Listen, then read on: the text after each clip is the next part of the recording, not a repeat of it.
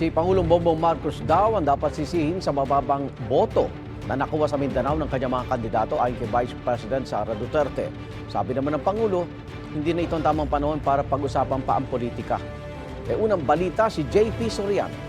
I know you all work very hard. We all wish we had better results, but we live to fight another day.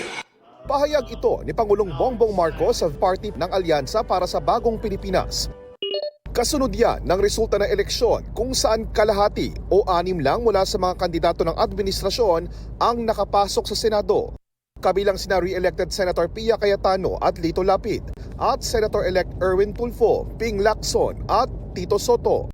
Kasama rin sa bilang si Senator-elect Camille Villar na inendorso rin noon ni Vice President Sara Duterte.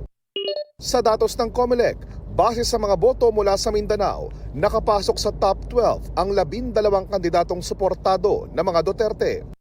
Ang campaign manager ng Alyansa na si Navotas City Representative Toby Tiangco isinisi ang resulta ng eleksyon sa Mindanao sa paghahain ng impeachment laban kay Vice President Sara Duterte. Para naman kay Vice President Duterte, walang ibang dapat sisihin kundi ang Pangulo. Why do I think that the Allianza senators did not perform well? It's because of the president. The people find him wanting of his promises.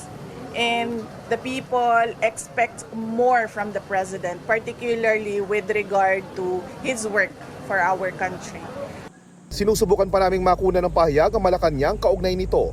Pero sabi ng Pangulo sa party ng Alyansa, di na ito ang panahon para pag-usapan pa ang mga issue sa politika.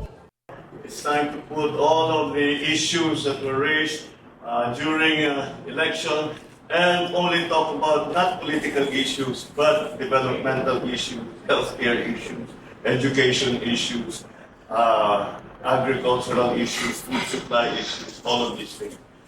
Ito ang unang balita. JP Soriano para sa GMA Integrated News. Igan, mauna ka sa mga balita, mag-subscribe na sa GMA Integrated News sa YouTube para sa iba't ibang ulat sa ating bansa.